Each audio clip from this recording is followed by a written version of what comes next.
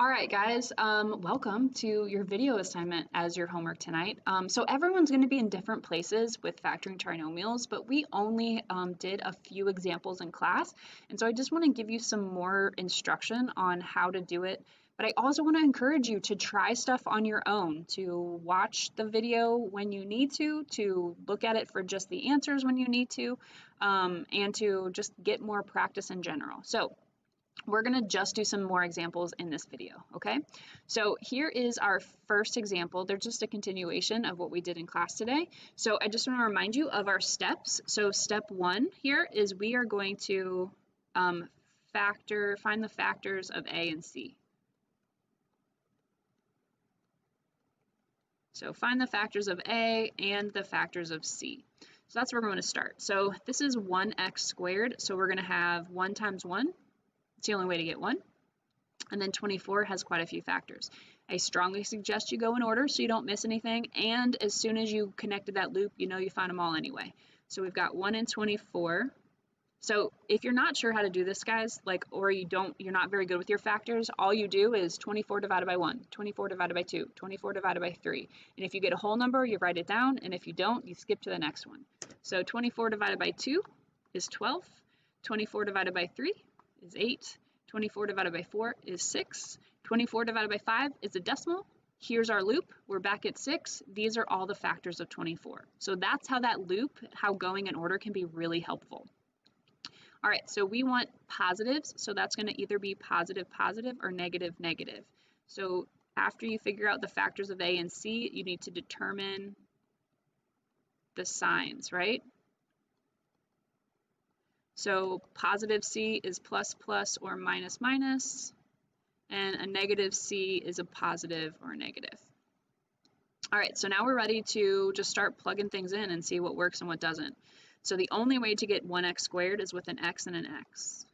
Now there's lots of ways to get 24. I suggested in today's video, or the video earlier today, and hopefully in class, a lot of times I start here. I always start with the two numbers closest together. Sometimes they work, a lot of times they work. Sometimes they don't, you'll have to try other ones. So I'm going to put a 6 here and a 4 here. Now some of you are going to start to be able to figure out how you can reduce the number of steps. You're going to be able to logically think your way through this. Now we've specifically picked x and x to give us x squared, right? And we've specifically picked 6 and 4 to give us 24. The only part we don't know about is the middle. And the middle comes from multiplying these outside two together and these inside two together. So really, as long as we've picked these numbers appropriately, because we have our factors correct, the only thing we need to check is the middle. So if I check the middle, x times 4 is 4x, and 6 times x is 6x. Is 6 and a 4 going to give me an 11? No way. All right, so we got to switch some things. Now, the first thing you can switch is the position of your numbers. And I would suggest always thinking about that first before picking a new set. So I'm going to switch my set. Now, how does that change things? Well, really, it just moves the 6 up here and the 4 down here. It doesn't change much because both of these numbers in front are are ones. So since those two numbers are the same, if you rearrange the other two numbers, nothing's going to change. So that's not going to do us any good. So we need to pick a new set of numbers. Now keep in mind, you're trying to get 11. So as you look at these sets of numbers, which ones do you think might be the best chance at getting 11 when you multiply it times x and x? So maybe you notice that 8 and 3 could give us an 11, right? So if we make, and even if you're wrong, guys, you just erase and change. So 8 and 3. So that's going to give me a 3x and an 8x, woot, 11, but we wanted it to be negative 11, and so we know that that means negative and a negative. So negative 8x minus, x minus 8 and x minus 3. Now, one thing that I quite frequently get asked is, does the order of the parentheses matter? No, it doesn't. You can multiply these parentheses in any order. So the order of the parentheses doesn't matter. So I could also write x minus 3 times x minus 8. So x times x is x squared, negative 3x and negative 8x is negative 11x, and negative 3 times negative 8 is positive 24. Now, of all this work, please make sure you clearly indicate your answer. So in this case, it's those two parentheses that are my answer, so that bit is my answer. So x minus 3, x minus 8, or x minus 8, x minus 3. Either one of those is your answer. All right, let's take a look at this guy down here.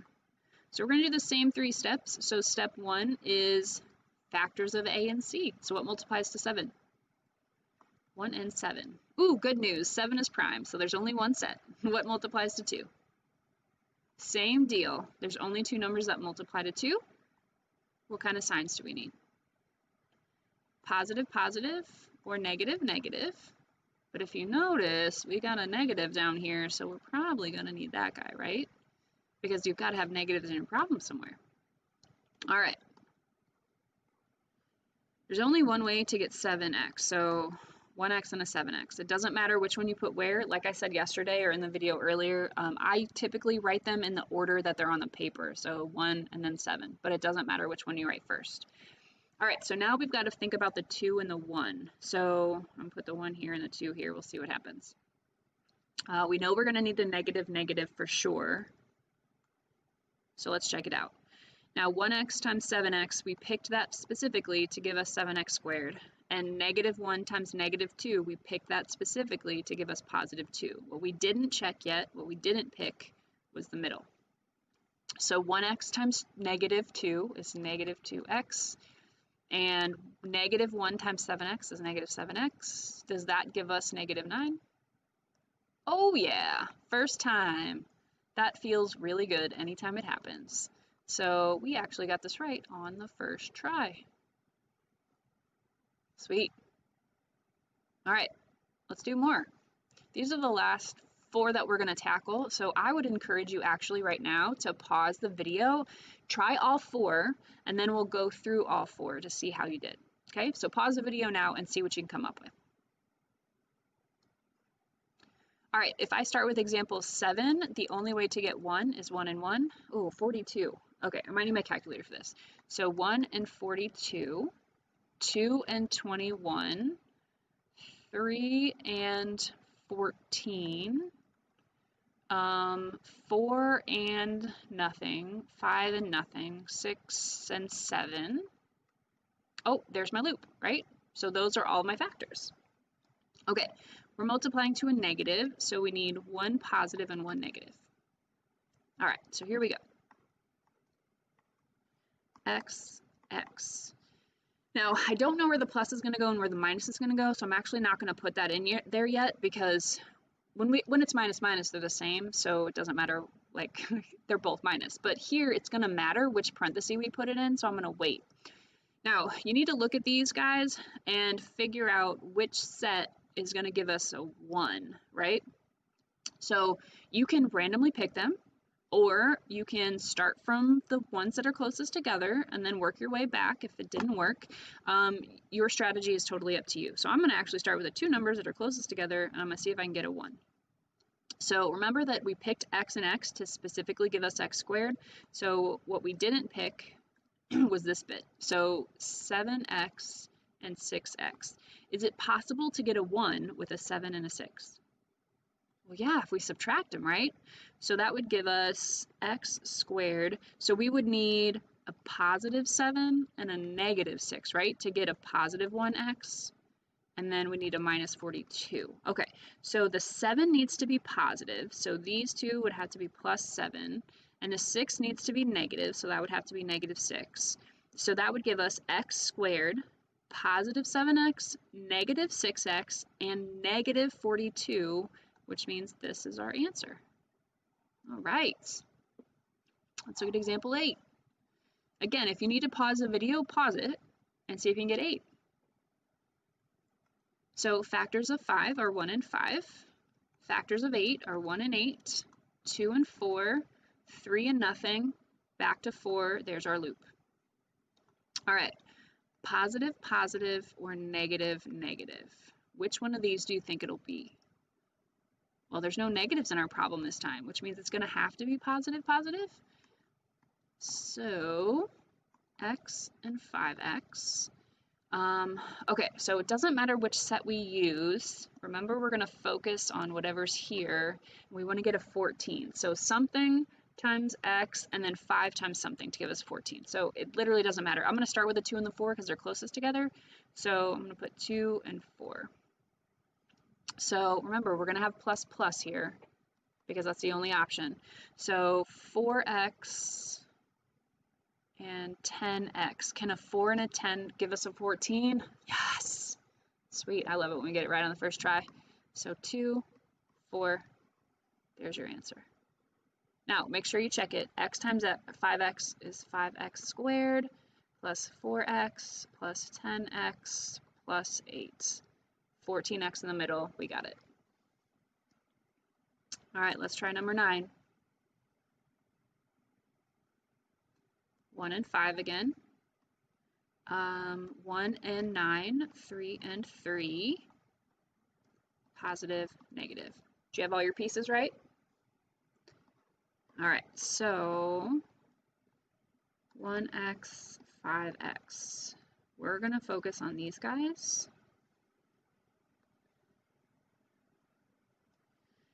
All right, so I'm going to start with the 2 that are closest together. So 3 and 3. I'm not going to put signs in yet because I need to figure out which ones are going to work the best. So x times 5x is 5x squared and 3 times 3 is 9. So we already got those parts rocking for us.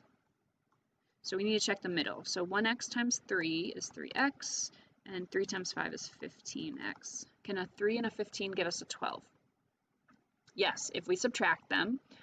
But which part needs to be the negative, the 3 or the 15? Well, since 12 is negative, it'd have to be the 15. So how did we get the 15? So 5x times 3. So negative 3x.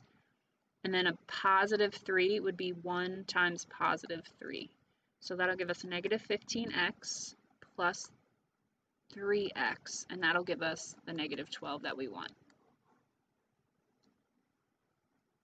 Now, it's possible that I'm getting lucky every time, guys. Sometimes that just happens, okay? So if you don't get it right on the first try, if you tried 1 and 9 first, it's okay. Like, we don't have to follow the same path. We're just trying to get to the same destination. All right, so we've got factors of 7 and factors of 6. Trying to get a 1 in the middle. So 1x and 7x. We need a positive and a negative. So I'm going to hold off on my signs for a minute. I'm going to start with 2 and 3. So x times 7x, we picked that specifically, and 2 times 3, we picked that specifically. So we need to check these bits. So x times 3 is 3x, and 2 times 7 is 14x. Can a 3 and a 14 give us a 1? No. Okay, so we're going to first try switching the 2 and the 3. Now this time, switching the 2 and the 3 can actually make a difference because we're not multiplying with a 1 and a 1, it's a 1 and a 7. So when I switch that, it's actually going to make a difference. So this will change to x times 2, and 3 times 7 is 21. Can a 2 and a 21 give us a 1? No. Okay, so switching the 2 and the 3 didn't help, which means we need to switch more than the 2 and the 3. We need to switch to the 6 and the 1. So 6 and 1, 1 and 6. So 6x and 7x. Can a 6 and a 7 give us a 1? Yes, if we subtract. Okay, now we want it to be a negative 1x. So that means the 7 needs to be the negative. We need a negative 7x and a positive 6x. Oh, minus. So that would be negative 7x is these two. So negative 7. And then positive 6 is these outside two, so plus 6. There we go. All right, guys, hopefully you're starting to get the hang of it. Like I said, tomorrow in class, we'll do some more practice. But that's it for your homework tonight. So if you have questions, please make sure you reach out. Otherwise, have a great day.